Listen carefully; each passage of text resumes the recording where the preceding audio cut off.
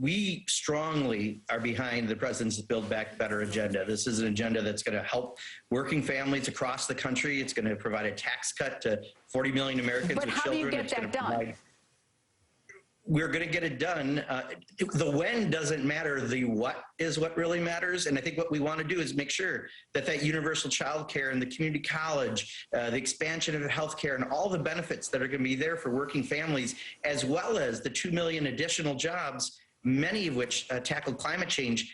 We need to get all that done in these two bills. And as Nancy Pelosi said this morning in a meeting, hundreds of Democrats are in support of this. There's 2 in the Senate and maybe a handful or 2 in the House that are just a little bit reluctant to this point. But I know that their values are the same as ours. And at the end of the day, I think everyone's going to come together and get these 2 bills done, whether it's Monday, whether it's the following Monday, whether it's the following Monday. I don't personally care. I care that we get these big wins done for the American people. And I guarantee Democrats are going to do it. So you don't care, for example, if there's a delay on the Monday infrastructure vote, if they move that back?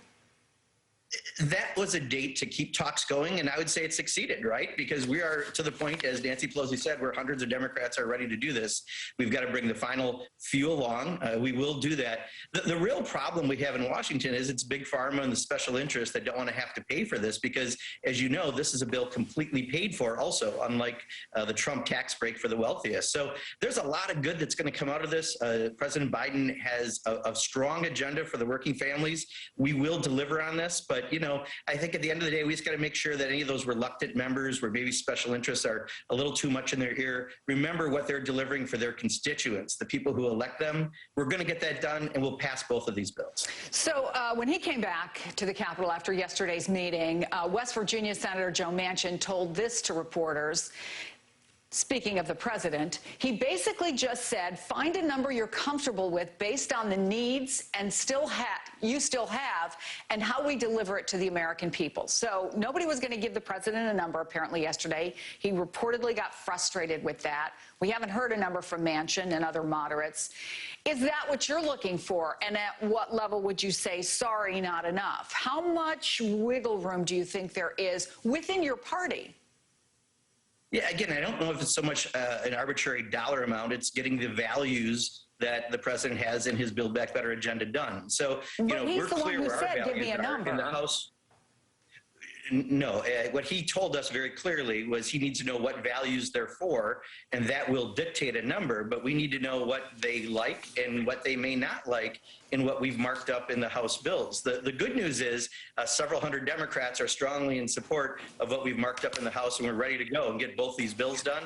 We just have to get the remaining few people across the finish line, and I'm really confident that's going to happen. She sounds confident. You sound confident. We've talked a lot about the Democratic divide, but Republican leaders are right now refusing to back that legislation that couples a debt limit increase and a stopgap spending measure. Mitch McConnell wants the debt ceiling raised. He vowed not to give Democrats a single Republican vote.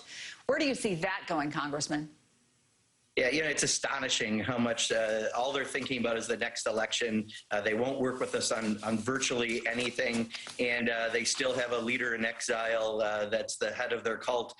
You know, it's a sad time. I've been doing politics for decades, state, local, and federal government. I've never seen a political party so disjointed right now as the Republicans are, and the fact that they won't even work to do something in the national good to pay for the debt that they created by their tax break for the wealthiest, and they're going to make us do it. Fine, we'll get things done, but I just think it's a really sad statement about where the modern Republican Party is.